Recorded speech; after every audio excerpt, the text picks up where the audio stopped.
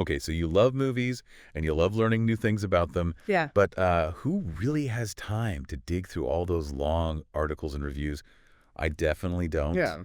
That's where we come in. We do the deep dive, Yeah. so you don't have to. Yeah. And today we're going all the way back to 1999 1999. for a film that I think really, for a lot of people, was a defining comedy of the late 90s. It really was. Big Daddy. Big Daddy. Yeah. Adam Sandler. Yeah. You know, it was a really interesting moment for comedy because you think about what Sandler was doing then. He was just coming off those just absolutely massive hits, you know, Billy Madison, Happy Gilmore. Those characters were so over the top, like almost cartoonish, you know? Yeah. Big Daddy kind of felt different, though, like a turning point, a little bit. There's still that outrageous humor that people loved, but it starts to kind of blend with something else, a little bit more, I don't know, heartfelt. Yeah. Some real emotion in there, too. Absolutely. And it resonated with audiences big time. I mean, this wasn't just a hit. It was a phenomenon, right? Right. Everyone was quoting Big Daddy. Oh, yeah. So for this deep dive, I think our mission is to figure out what made this movie click so well. What were those secret ingredients that made it such a success for Sandler? And honestly, why do so many people still love it all these years later? Right.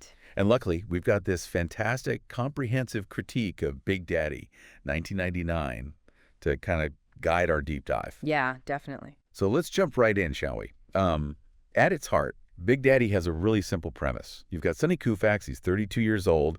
He's kind of just coasting through life, no real direction, living off a settlement. And then suddenly a kid appears. Right. Julian, Yeah. his roommate's son. And he's completely out of his element. Yeah, total chaos. Yeah. But Sonny's motivation for taking Julian in, well, it's not exactly selfless, is it? Not really, no. He's trying to win back his ex-girlfriend. It's a pretty classic comedy setup, isn't it? Like this guy pretending to be something he's not, you know, the whole responsible dad thing. And of course, as always happens, the kid ends up being way more mature than the adult. Yeah. Why do you think that trope, that kind of story, works so well in comedies? I think it's because, you know, it plays on our expectations, right? Like, as adults, we're supposed to have it all together, but then you see this vulnerability, this immaturity, and it's just funny. Right. And in Big Daddy, the writers Steve Franks, Tim Herlihy, and Adam Sandler himself, they really lean into that dynamic. And you see Sonny going through this pretty clear transformation, you know. He starts out totally self-centered, but by the end, he's finding some kind of purpose. Yeah. Even if it's, you know, a bit messy. It's like a redemption story. But if you really look at how the story actually unfolds, it feels almost more like a series of like these really memorable, like comedic bits all kind of strung together. Yeah, it's a good point. You know, Yeah. it's not a super tight plot. No, it's not. I mean, like Julian peeing on buildings. Ah, classic. Or Sonny teaching him how to, like, you know, scam rollerbladers for money. Those are iconic moments. Yeah, they are. But they don't really build towards like a tightly woven narrative. Yeah. You know. You're right. The critique actually points that out, too. It calls it episodic, like you said. Yeah. And the film really does prioritize those individual funny moments. It's like each scene could almost be its own little, like, standalone bit. Logic doesn't really matter that much. It's all about getting the laugh. Yeah. So why do you think audiences were so willing to kind of go along with that? Like, why did that looser structure work? Maybe it's just comforting. You know, like you don't have to think too hard about a complicated plot. You can just relax and enjoy the ride.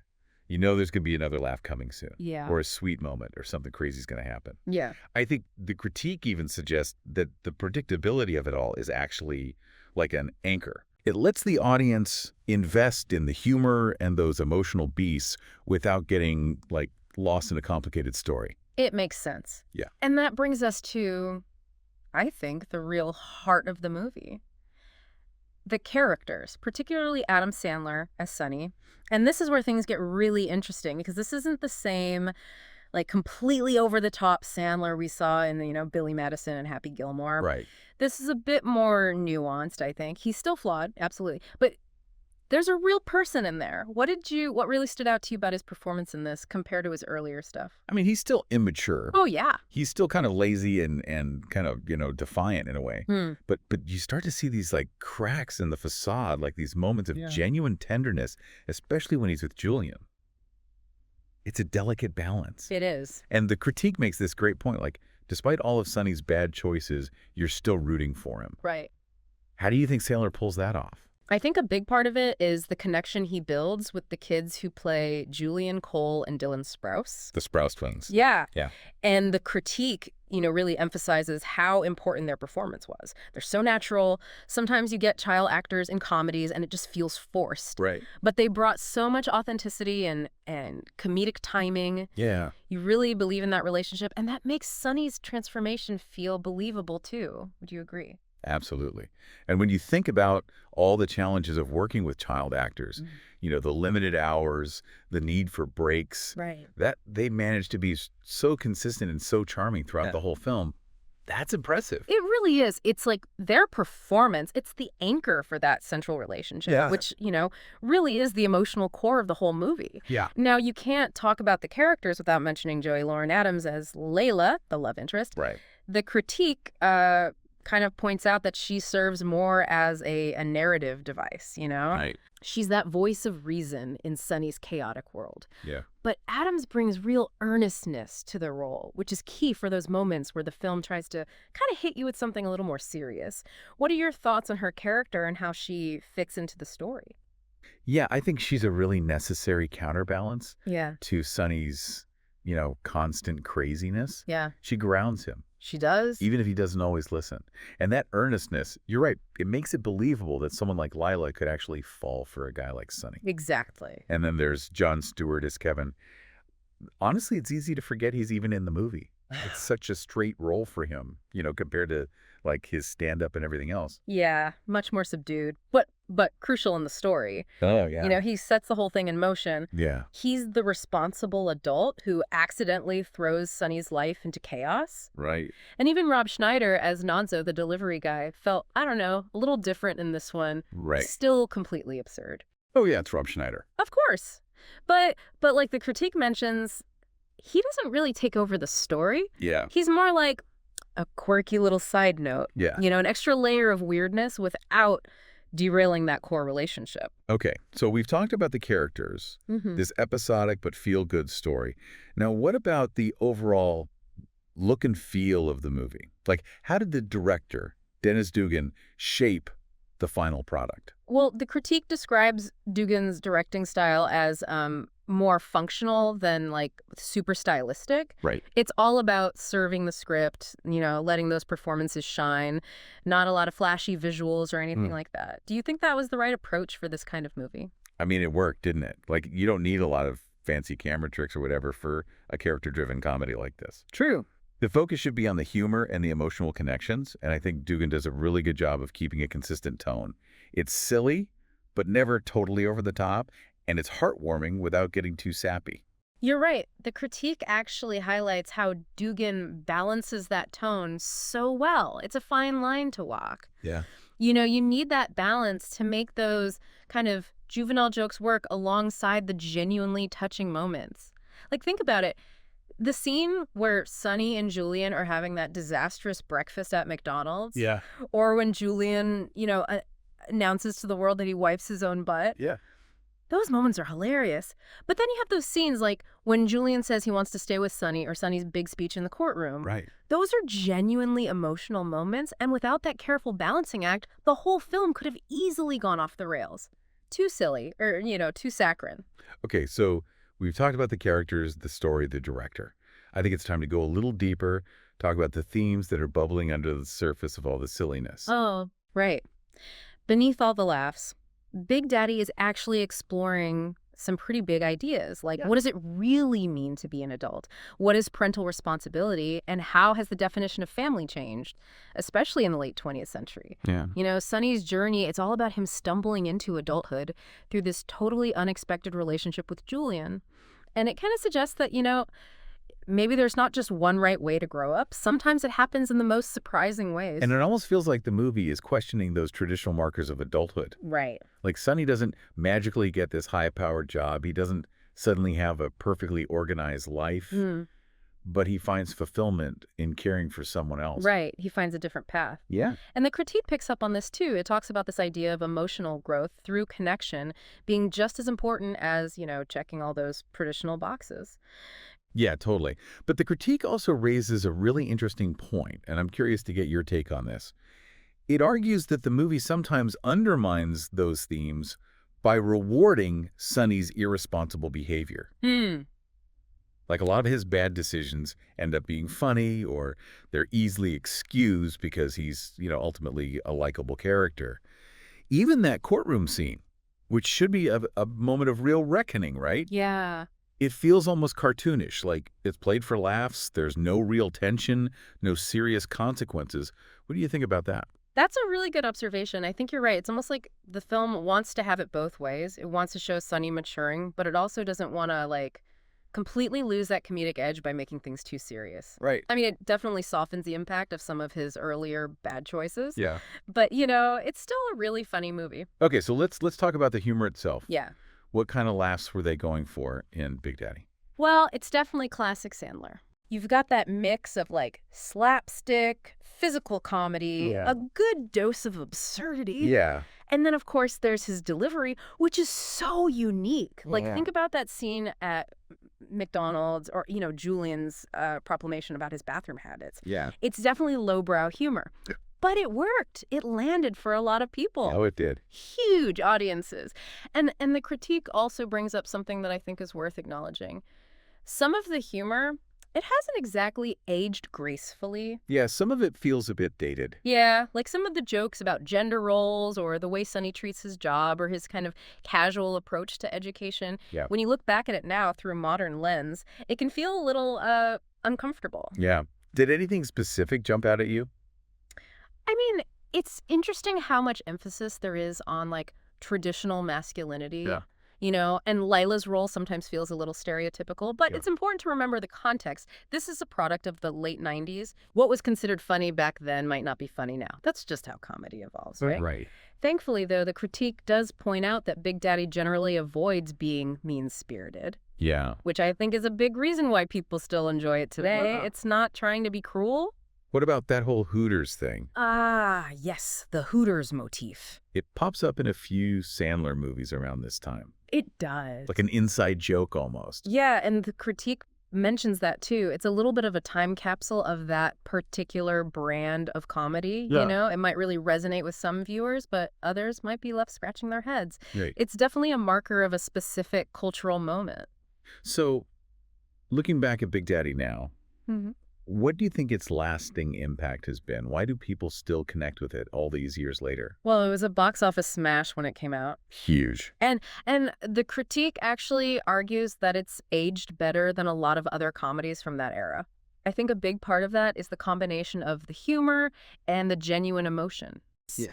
It's easy to watch, it makes you laugh, but it also has these moments that, can really tug at your heartstrings. It does. It does. It's a feel-good movie. And for Sandler, it really marked a turning point in his career. Yeah. The critique actually makes the point that Big Daddy showed audiences and critics that he could do more than just play these crazy over-the-top characters. Right. It opened the door for him to take on those more dramatic roles later in his career. Yeah, he proved he had range. He did. So ultimately, Big Daddy's simplicity, the fact that it's so easy to watch and enjoy, that's both its greatest strength and maybe its biggest limitation.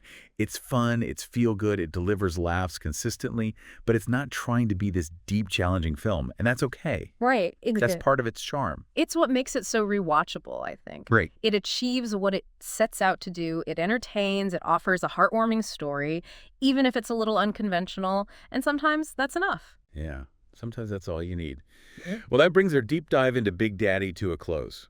We've talked about how this 1999 film took Adam Sandler's signature brand of humor and blended it with this newfound sentimentality. Right. We've talked about how it explores themes of responsibility and family.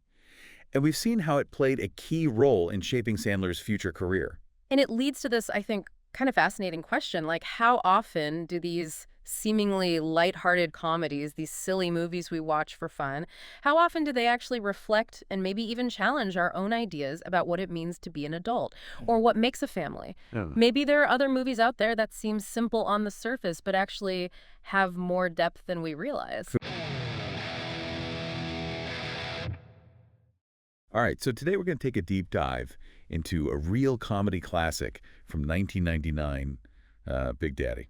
Oh, yeah. This one's a fan favorite for sure. Definitely. And we're going to go beyond just remembering the funny scenes and look at some maybe surprising stuff behind the scenes. Right, like little details that you might not have caught or connections to other things that make it even more interesting to think about. Exactly. And to help us with this, we're going to be using an article called Five Curiosities about Big Daddy, 1999.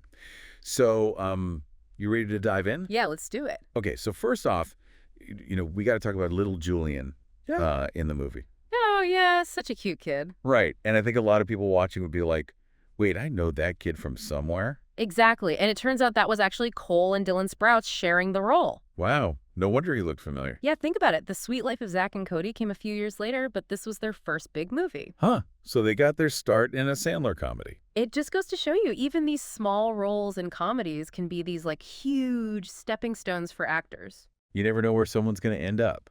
Right. Like who knew those twins would become those Disney Channel stars? Totally makes you wonder how many other big careers had these totally random starts. Oh, for sure.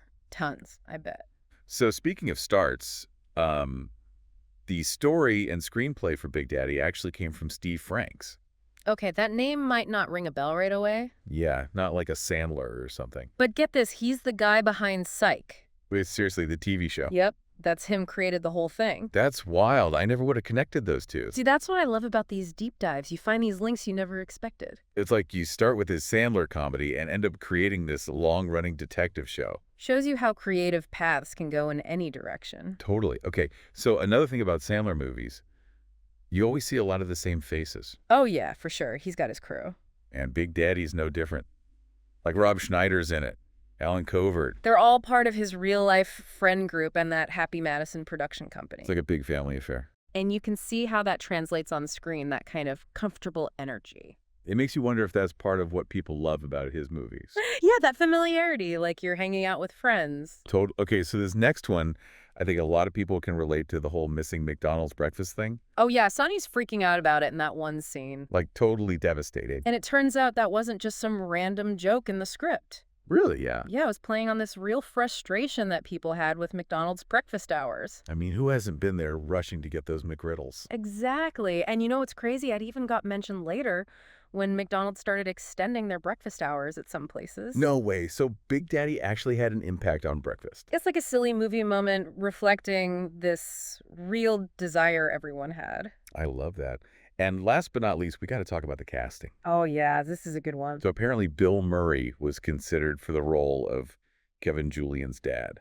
Can you imagine Bill Murray as Kevin? It's so different from Jon Stewart, who ended up playing him. It would have been a totally different vibe. Like Bill Murray brings that whole dry, sarcastic thing. Exactly. And at the time, Jon Stewart was mostly known for stand-up and like his Daily Show hosting. Yeah, not really a movie guy. So it was definitely a gamble to cast him.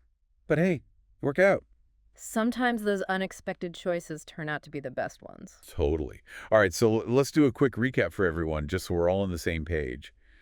We talked about the Sprouse twins getting their start in Big Daddy. And then how the guy who wrote the movie went on to create Psych. Plus all the Sandler's buddies showing up in the film. And of course, the McDonald's breakfast connection. And last but not least, that almost casting of Bill Murray as Kevin. So basically what we're saying is there's so much more to these movies than meets the eye. It's of this whole secret history behind the scenes. And that's what makes these deep dives so much fun. For sure. And, it makes you think, what other movies out there have these crazy stories behind them? Oh, I bet there are tons just waiting to be discovered. Well, on that note, I think we'll wrap things up here. Yeah, thanks for diving in with us today. And make sure to check back for more deep dives into your favorite movies. We'll see you next time. All right, take care.